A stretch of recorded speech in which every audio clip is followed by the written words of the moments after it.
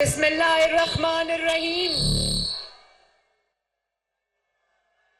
सरगोदा के शेरों, सरगोदा की शेरनियों,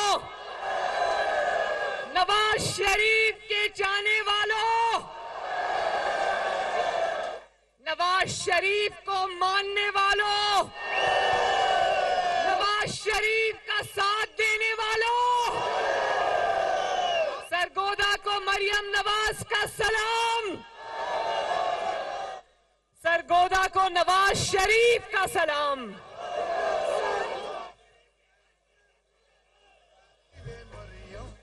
मेरी बहनें इतनी बड़ी तादाद में आई हैं, मैं सबको मेरी तरफ से बहुत बहुत प्यार। और यहाँ ये स्पेशल मेरा भाई बैठा है, माजूर है, अल्लाह ताला इसको शिफा दे, नवाज शरीफ का झंडा पकड़ के बैठा है। मेरी तरफ से आपको बहुत बहुत दुआएं। और वो सोशल मीडिया टीम बैठी है, सरगोदा के सोशल मीडिया के शेर बैठे, आप सबको शाबाश। और यहाँ पिंडाल में मेरे भाई, बुजुर्ग, बच्चे सब शामिल हैं, आप सबको मेरी तरफ से सलाम। और मुश्किल से मुश्किल वक्त में भी सरगोदा ने नवाज शरीफ का साथ नहीं छोड़ा। तो सरगोदा वालों सुन लो, नवाज शरीफ भी आपका साथ कभी नहीं छोड़ेगा। इंशाअल्लाह सरगोदा के साथ खड़े थे, खड़े हैं और खड़े रहेंगे इंशाअल्लाह। सरगोदा वालों, आज मुझे बड़ी खुशी हुई देखकर कि सरगोदा न सिर्फ नवाज शरीफ का चाहने वाला है, बल्कि ये जो बैनर्स, प्लेकार्ड्स और ये जो इंसाफ का तराजू आज सरगोदा ने उठाया हुआ है, उससे मुझे पता चल गया सरगोदा सब जानता है। मैं तो आपके पास आज पाकिस्तान और नवाज शरीफ का मुकदमा लेकर आई थी, मुझे नहीं पता था सरगोदा पहले ही सब कुछ जानता है। सरगोदा वालों, आज मेरी बात बहुत गौर से सुननी है। जो बात आज मैं आपको बताना चाहती हूं वो बहुत गौर से सुनने की है। वादा करो सुनोगे ना? हम जब से ये घड़ी चोर हुकूमत छोड़कर गया, हमारे कान पक गए सुन सुन के साजिश हो गई, साजिश हो गई, साजिश हो गई।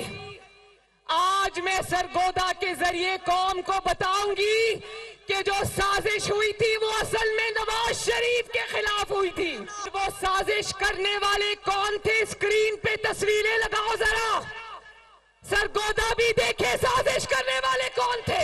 ये जो स्क्रीन पे नजर आ रहे, क्या नजर आ रहे हैं? 5 का टोला नजर आ रहा है। जो स्क्रीन पर नजर आ रहे हैं आज पाकिस्तान के हालात के ये जिम्मेदार है का सरगना जनरल रिटायर्ड फैज हमीद था, जिसने अपने आप को खुद ही पाकिस्तान का chief of army staff appoint कर लिया था। और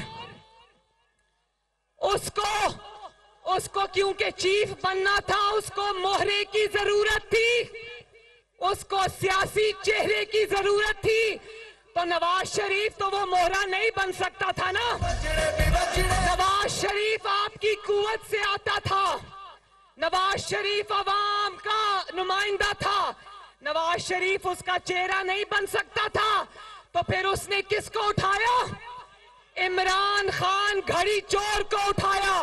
पीडीएम की जमातों में से एक बहुत अहम जमात के सरबराह ने मुझे खुद बताया कि जब उन्होंने जनरल फैज हमीद से कहा कि तुम ये नवाज शरीफ के साथ ज्यादती क्यों कर रहे हो, तो सरगोदा वालों सुन लो, जनरल फैज हमीद ने कहा नवाज शरीफ अपने कद से बहुत बड़ा हो गया, उसको कट टू साइज करना पड़ेगा।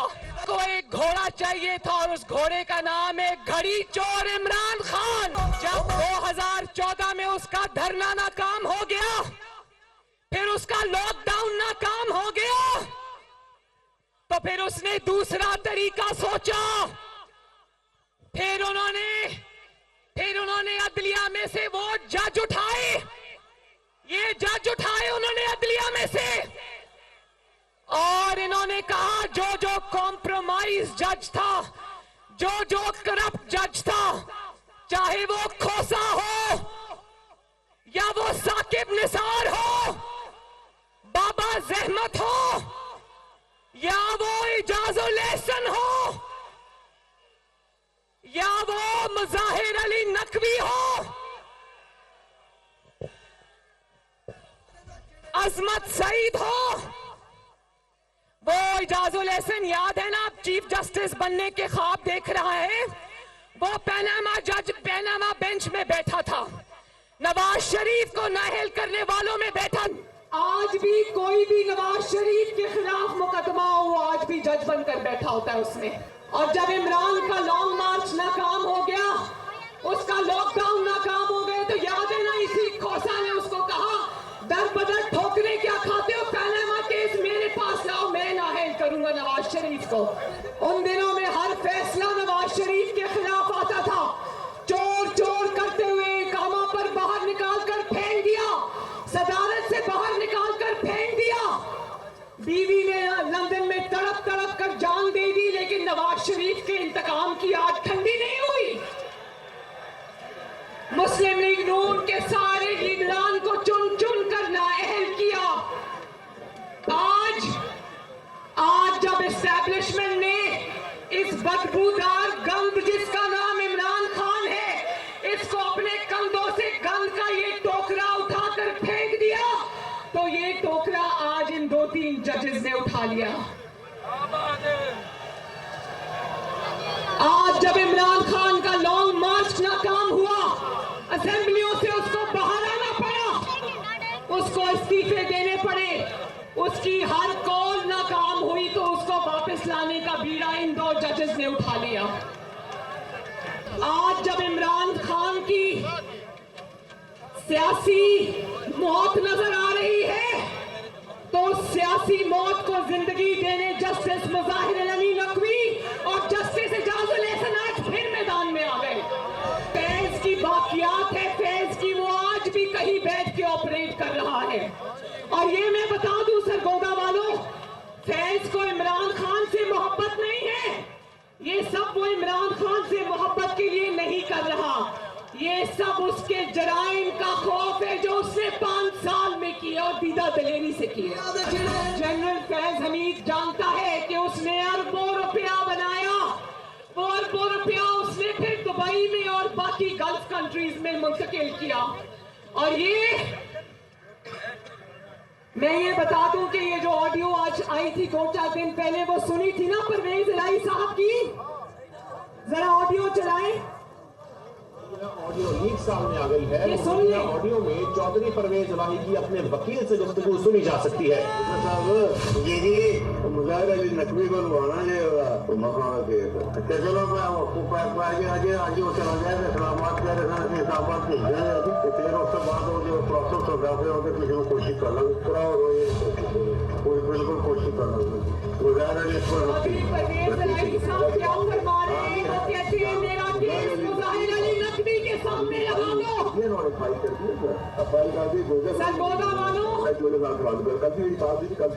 करते लोगों ने सुन लिया, उनको पहले ही पता है। सरगोदा वालों हाथ उठाकर बताओ, बेंच फिक्सिंग हो रही है या नहीं हो रही? चीफ जस्टिस इज्जत माब उमर अता बंदियाल साहब, सरगोदा के आवाम को पता है बेंच फिक्सिंग हो रही है, आपको क्यों पता नहीं है कि बेंच फिक्सिंग हो रही है? और केस देखो, यही जस्टिस इजाजुल एहसन और मुजाहिर अली नकवी साहब ने, वो लाहौर में CCPO की ट्रांसफर हुई जो पंजाब के अंदर, लाहौर के अंदर, वो इन्होंने रोक दी, वो केस का खुद ही नोटिस ले लिया और फिर वो डोगर को, जो इमरान खान का आदमी था, उसको वापस ला के लगा दिया। और वो केस सुनते और उसको कहा भाई तुम इमरान खान के आदमी हो, तुम्हें हम कहीं नहीं जाने देते, तुम्हें यही रखेंगे हम। और उसके बाद वो केस सुनते सुनते अचानक इलेक्शन पर पहुंच गए। अच्छी बात है, मुस्लिम लीग नून इलेक्शन से नहीं डरती। अल्लाह ताला के फजल करम से मुस्लिम लीग नून वो वाहिद जमात है जो आज इलेक्शन की तैयारी के लिए मैदान में उतरी। और ना सिर्फ इलेक्शन लड़ेगी बल्कि इंशाअल्लाह ताला इलेक्शन जीतेगी। अगर इलेक्शन की बात करते हो तो मुस्लिम लीग नून कहती है, सरगोदा के शेर कहते हैं ब्रिंग इट ऑन। डोगर का केस सुनते सुनते बात इलेक्शन पर जा पहुंची और 9 मेंबर बेंच बनाया, उसमें फिर इन दोनों जजेस को डाल लिया। उनकी ऑडियो सामने आ गई। ऑडियो में कहा जा रहा है कि इनका बेंच बनाना, यास्मीन राशिद कह रही है कि सुप्रीम कोर्ट में 60 बंदे बैठे हुए ने। फिर बजाय इसके कि इन दोनों जजेस को एहतसाब के कटहरे में खड़ा करते, उस बेंच में वो 2 जजेस जो सीनियर मोस्ट हैं, जिनके किरदार पे किसी ने कभी उंगली नहीं उठाई, जिनकी इंटेग्रिटी पे कभी किसी ने उंगली नहीं उठाई, उन दोनों जजेस को शामिल नहीं किया, इन दोनों जजेस को बिठा दिया। आप ये जांचने बैठ गए कि इलेक्शन कमीशन की क्या जिम्मेदारी है। आप ये जांचने बैठ गए कि हुकूमत पाकिस्तान की क्या जिम्मेदारी है। आप ये जांचने बैठ गए कि गवर्नर की क्या जिम्मेदारी है। बजाय जरूर जांचें, जरूर पूछें, मगर क्या कभी अपनी बुनियादी जिम्मेदारी का अहाता किया आपने? आपकी जिम्मेदारी है गैर मुतनाज़ा बेंच बनाना। क्या वो जिम्मेदारी आप पूरी कर रहे हैं?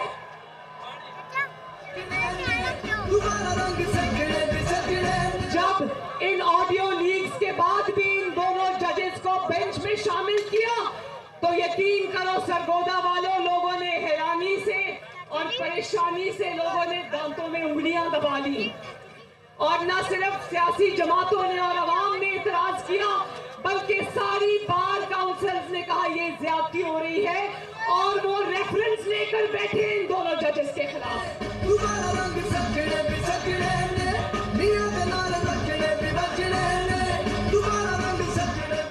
बाकी इदारों ने तो इस मकरूह किरदार को, जिसका नाम घड़ी चोर इमरान खान है,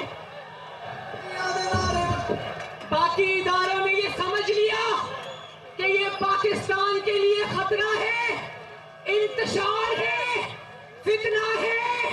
मगर क्या इस फितने को सुप्रीम कोर्ट ऑफ पाकिस्तान से थपकी मिलेगी? अगर इस फितने को सुप्रीम कोर्ट ऑफ पाकिस्तान के चंद जजेस की तरफ से रेस्क्यू किया जाएगा, अगर इसको थपकी मिलेगी तो बताओ पाकिस्तान किधर जाएगा? मेरा और आपका मुल्क किधर जाएगा? मैं उस घड़ी चोर का क्या नाम लूं, मुझे उसका नाम लेते वक्त भी कराहत आती है। वो तो फ्रंटमैन था, वो तो फितना था, अजली अब्दी फितना था। लेकिन सरगोदा वालों, फितना परवर कौन थे? ये लोग थे फितना परवर। क्या बाबा जहमत को, डैम वाले बाबा जी को पता है कि पाकिस्तान आज कहां पहुंच गया?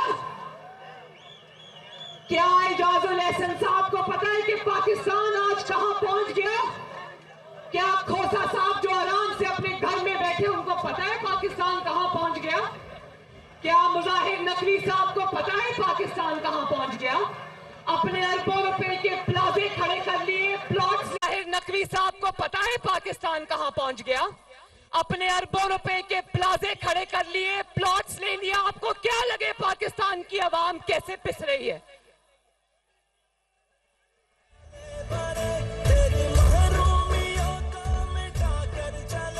इन लोगों से पूछा जाए कि इनके लाए हुए फितने ने क्या IMF को लिखकर नहीं दिया कि मैं बिजली महंगी कर दूंगा? क्या इनके लाए हुए फितने ने IMF को लिखकर नहीं दिया कि मैं घी महंगा कर दूंगा?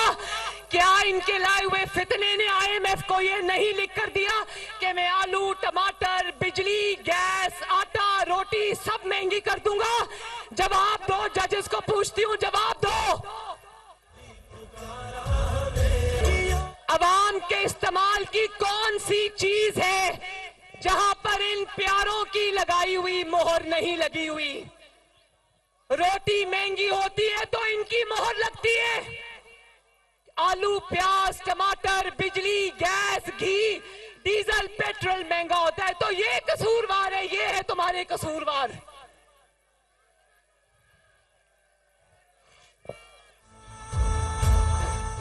और जिसको साधु बनाकर पेश किया, जिसको सादिक और अमीन बनाकर पेश किया, उसकी सदाकत और अमानत के किस्से आज पूरी दुनिया में घूम रहे हैं। वो बीवी जो है घर में, वो दोनों मियां बीवी 4 साल सिर्फ पैसा बनाते रहे, माल लूटते रहे, हीरे जवाहरात लेते रहे, रिश्वत में लेते रहे और बेचते रहे, माल को खाते रहे। तो मैं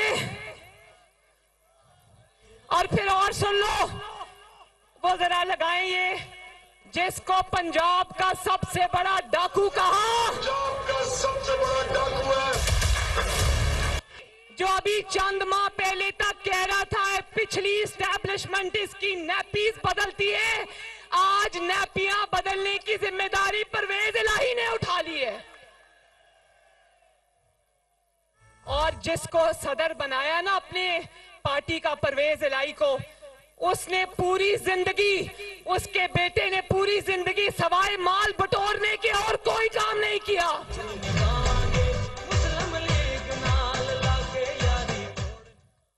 और तुम कहते हो ये महंगाई का जिम्मेदार शहबाज शरीफ है। एक दफा तो सच बोल के देखो, तुम्हें खुदा का खौफ नहीं आता? और बुज़दिल इतना कि 5 महीने से टांग पे प्लास्टर लगा के बैठा हुआ है।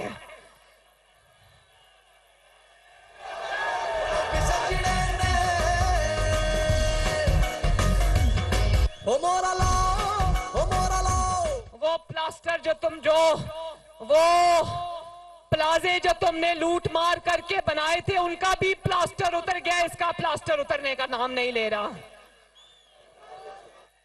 और रोज जज बुलाते हैं, रोज अदालत बुलाती है, कहता है मेरी टांग खराब है, मैं पेश नहीं हो सकता। नवाज शरीफ को बीमारी का ताना देने वाला, अल्लाह की शान देखो, आज इस डर से प्लास्टर नहीं उतार रहा कि उसको कानून के सामने पेश होना पड़ेगा, क्योंकि हाथ नहीं रंगे हुए, पूरा सर से पैर तक चोरियों और डाकों से रंगा पड़ा है। और अदालत कहती है 2 बजे पेश हो जाओ, ये नहीं जाता। वो कहते हैं 5 बजे पेश हो जाओ, ये नहीं जाता। वो कहते हैं 10 बजे पेश हो जाओ, वो नहीं जाता। और फिर अदालत गया तो जमानत मिली, तो ऐसा लगा जजों को जमानत मिली है, इसको जमानत नहीं मिली। लगा जजों को रिहा करके आया जो इसके इंतजार में बैठे थे। और मैं शहबाज शरीफ साहब से भी कहती हूं, इस लंगड़ी लूली इमरान की बची खुची, फैज की बची खुची हुकूमत की परवाह ना करें। कौम परेशान करें और उन मुजरिमों को कटहरे में खड़ा करें, इनसे जवाब लें कि नवाज शरीफ के तरक्की करते हुए पाकिस्तान को आज तबाही के धाने पे क्यों लाकर खड़ा किया। साजिश तब से हो रही थी मेरे भाइयों और बहनों, साजिश 2013-14 से हो रही थी। अल्लाह ताला ने साजिश का भांडा आज फोड़ा है कौम के सामने। और लोगों को भाषण देने वाला चूहे की तरह बुज़दिल, चूहे की तरह बिल में घुसकर बैठा है। लोगों के लिए जेलें, सुनना सरगोदे वालों, लोगों के लिए जेलें, अपने लिए बेलें। कभी सुना? जो लीडर होता है ना, लीडर, वो सामने से लीड करता है नवाज शरीफ की तरह।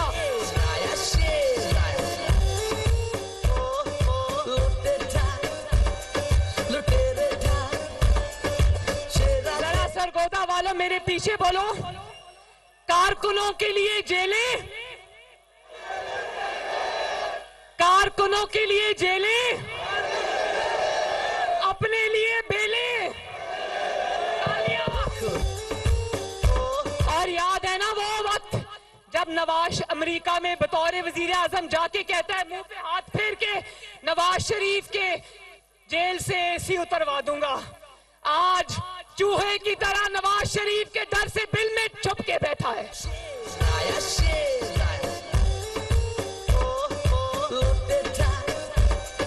कारकुनों को आगे लगा दिया, कारकुनों ने जब मुड़ के पीछे देखा तो पीछे से ये गायब। आज नवाज शरीफ की और भी कदर आती है सरगोदा वालों। क्या बहादुर लीडर था, क्या बहादुर लीडर है। मरती हुई बीवी को छोड़ के बेटी का हाथ पकड़ के गिरफ्तारी देने आ गया। वाह, इसको कहते हैं शेर। तो कारकुनों को ढाल नहीं बनाया, अपनी कुर्बानी दी, अपने खानदान की कुर्बानी दी। कारकुनों को बचा कर रखा, उनके आगे ढाल बन के खड़ा हो गया। नवाज शरीफ जिंदाबाद। कल आपने देखा होगा स्क्रीन पे पुलिस ऐलान करती रही कि हम गिरफ्तारी के लिए आ गए हैं, गिरफ्तारी दे दो। पहली जेल भरो तहरीक देखिए जिसमें पुलिस माइक पे ऐलान कर रही है कि प्लीज अल्लाह का वास्ता गिरफ्तारी दे दो। जब इनको पता लगा कि पुलिस गिरफ्तार करने आ गई है तो आगे आगे ये भाग रहे थे, पीछे पीछे पुलिस भाग रही थी।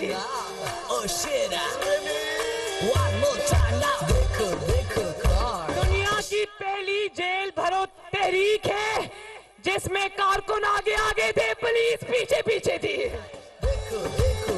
और जो जेल भरो, कल तक जेल भरो तहरीक थी, आज मैं टीवी पे देख रही थी, वो कह रहे थे खुदा के लिए हमें रिहा करो। एक ही रात में किसी को माँ याद आ गई, किसी को बाप याद आ गया, किसी को बच्चे याद आ गए। और 2-2 साल की जेलें काटने वाले, 1-1 साल की जेल काटने वाले, मैंने 2-2 दफा 4-4 महीने की डेथ सेल में जेल काटी है।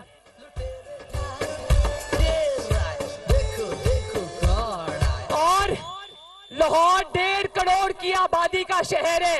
1.5 करोड़ की आबादी में से सिर्फ 60-70 लोगों ने गिरफ्तारी दी, वो भी आज जमानत के मसले के भरवा रहे थे। और ऊपर से पहले कहता है गिरफ्तारी दो, जब पुलिस ने पकड़ लिया चंद दर्जन कारकुनों को तो कहता है पुलिस वालों मैं तुम्हें छोड़ूंगा नहीं क्योंकि अगली हुकूमत मेरी आ रही है। तो कान खोल के पुलिस भी सुन ले, आप भी सुन ले, और ये पाकिस्तान तहरीक इंतशार भी सुन लो। कभी सोचना भी ना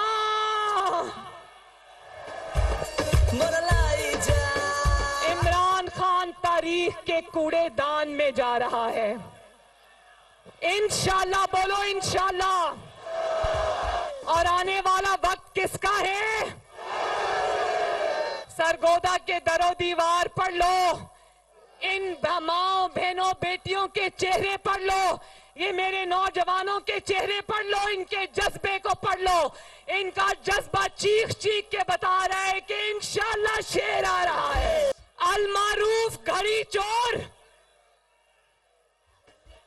कान खोल के सुन लो, वो इस्टेब्लिशमेंट जो तुम्हें कंधों पर बिठा कर लाई थी, वो इस्टेब्लिशमेंट घर जा चुकी है। और जो अदलिया में से सहूलतकार तुमने ढूंढे वो तुम्हारे किसी फायदे के नहीं, क्योंकि मरियम नवाज को जो भी चाहे नुकसान हो जाए, मरियम नवाज उनको एक्सपोज करके छोड़ेगी। और सरगोदा वालों, पाकिस्तान वालों, इस बात का यकीन रखना कि जब जब नवाज शरीफ का दौर आया है पाकिस्तान ने यूं टेक ऑफ किया है और महंगाई ने नोज डाइव किया है। यकीन रखो, अल्लाह ताला पे भरोसा रखो, नवाज शरीफ आएगा तो मैं वादा करती हूँ इंशाल्लाह सब ठीक हो जाएगा, सब ठीक हो जाएगा। तो पूरे जज्बे के साथ तहैये के साथ निकलो, अपने कायद का सबको मैसेज दो, इलेक्शंस की तैयारी करो। इंशाअल्लाह ताला ये इलेक्शन लड़ना नहीं है, जीत कर दिखाना है, जीत के दिखाना है। मेरे साथ नारा लगा दो, सरगोदा जिंदाबाद, शहबाज शरीफ जिंदाबाद, नवाज शरीफ।